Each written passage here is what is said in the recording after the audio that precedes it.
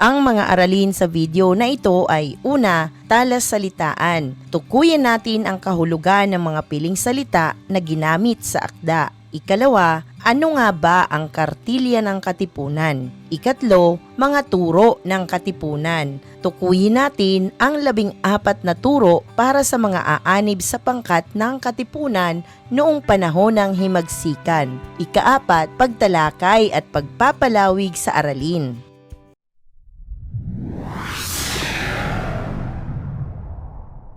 Narito na ang kahulugan ng mga piling salita na ginamit sa akda. Unang bilang, kaanib, kasapi, kabilang, miyembro. Ikalawa, tanyag, sikat, bantog o kilala. Ikatlo, dunong, talino, kahusayan o kaalaman. Ikaapat, pagkawang gawa, pagtulong, pagbabahagi ng kabutihan na walang kabayaran o volunterismo. Ikalima, ginugugol, nilaan, inalay, binigay. Ikaanim, kabakahin, kalabanin, huwag sang-ayunan.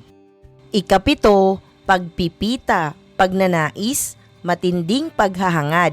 Ikawalo, kahalili, kapalit. Ikasyam, lumingap, nagmalasakit, nag-alaga o tumulong. Ikasampo, nag-iwi, kumupkop, nag-aruga. Sa ating pagpapatuloy ng aralin, ano nga ba ang kartilya ng katipunan? Ang kartilya ng katipunan ay tanyag na akda ni Emilio Jacinto noong panahon ng himagsikan. Ito ang nagsilbing batas at prinsipyo ng mga kasapi, naging gabay sa kanilang pakikibaka. Ang orihinal na pamagat nito ay mga aral ng katipunan ng mga anak ng bayan. Isa itong hinahanga ang tuntunin sa buhay na dapat sundin ng isang katipunero.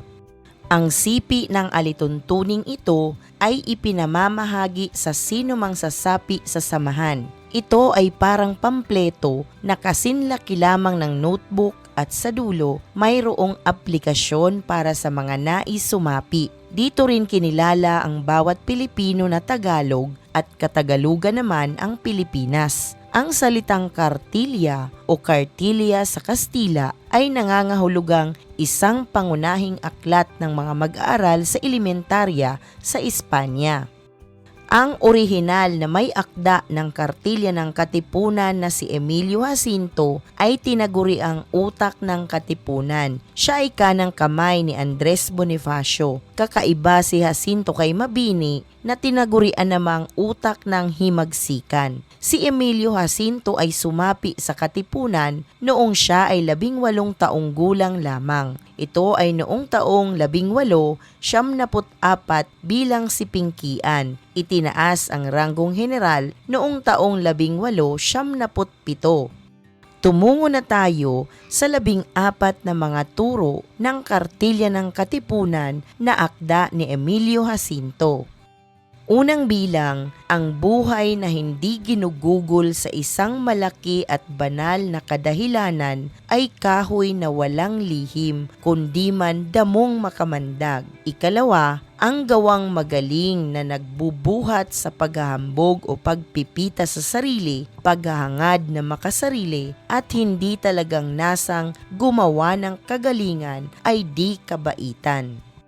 Ikatlo, ang tunay na kabanalan ay ang pagkakawang gawa, ang pag-ibig sa kapwa at ang isukat ang bawat kilos, gawa't pangungusap sa talagang katwiran. Ikaapat, maitim man o maputi ang kulay ng balat, lahat ng tao'y magkakapantay. Mangyayaring ang isa'y hihigitan sa dunong, sa yaman, sa ganda, ngunit di mahihigitan sa pagkatao.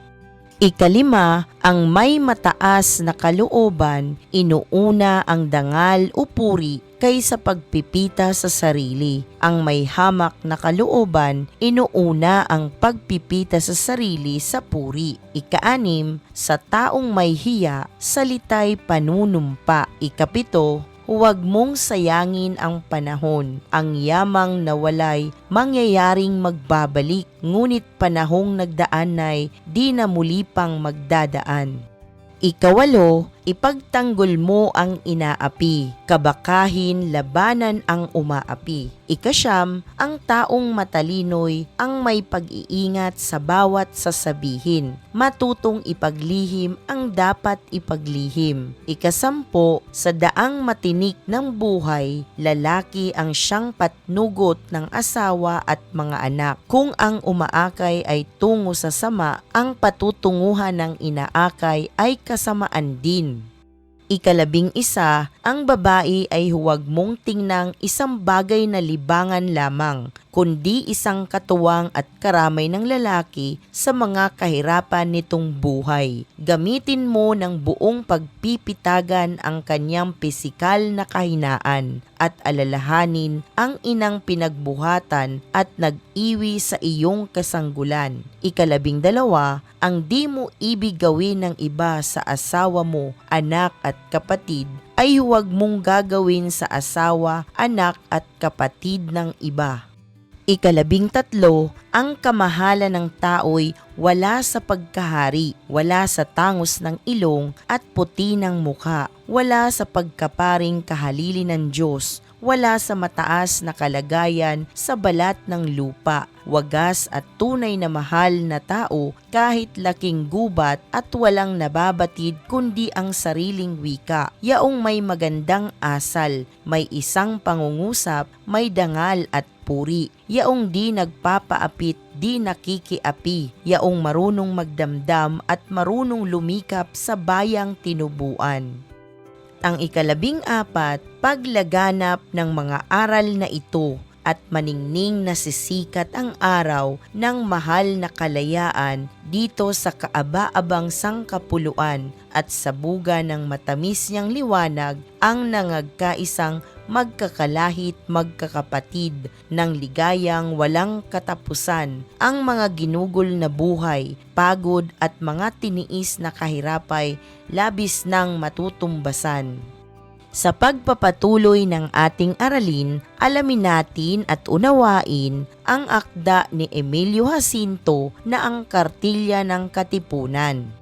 Sa unang aral ng Katipunan, tila isang kredo ito tungkol sa paglilingkod sa bayan at sa kapwa. Kapansin-pansin sa turo ng Katipunan ang moral at etikong tuntunin. Ang tunay na kapatirang Pilipino ang siyang nais pairalin sa bawat kasapi. Sa ikalawang aral, binibigyang diin na ang taong nagpapakita at nagyayabang ng kakayahan upang mapuri at iangat ang sarili ay hindi gawaing mabuti. Ito'y makasarili, hindi kahusayan at kabutihan. Ang ikatlong aral ay tumutukoy sa tunay na kabutihan ng isang tao. Hindi ito nasusukat sa pagdarasal at palagiang pagpapakita ng kabanalan, kundi sa gawang mabuti at pagmamahal sa kapwa. Ang pagkakapantay-pantay ng tao, anumang kulay ng kanilang balat at antas ng kabuhayan at pinag-aralan. Kaya, walang nakahihigit kaninuman. Ito ang binibigyang tukoy sa ika-4 na turo ng Katipunan. Tinuturo din ng akdang ito na mahalaga ang dangal kaysa papuri ng ibang tao, ang pag-iingat sa mga binitawang salita at pagtupad sa naipangako ay isang katalinuhan. Dapat na matutunang maglihim kung hindi na kailangang ipaalam o banggitin. Ang magtanggol ng mga naaapi laban sa mga nagmamalabis sa kapwa ay isang dakilang pakikipaglaban. Kasama sa tinuturo ng akda na ang lalaki ay dapat pinapangalagaan ang kanilang mga asawa at anak. Sa huli, binibigyang diin ang pag-ibig sa kalayaan at ang kahandaan ng mga kasapi na ialay ang sarili para sa kapakanan ng bayan. Wika nga ni Emilio Jacinto, ang kamahalan ng tao ay tinitimbang alinsunod sa magandang asal, may isang pangungusap, may dangal at puri, at lalo na'y di paaapit, di nakikiapi, at marunong magdamdam at marunong lumingap sa bayang tinubuan. Isang mahalagang aralin muli ang iyong napanood. Maraming salamat sa panonood sa channel na Aralin sa Filipino. Huwag mag-atubiling mag-comment ng inyong tanong, suggestions o paglilinaw ukol sa aralin. Munting kahilingan sa iyong kaibigan, paki-like, share and subscribe para updated ka sa mga susunod pang bagong video ng Aralin mo sa Filipino.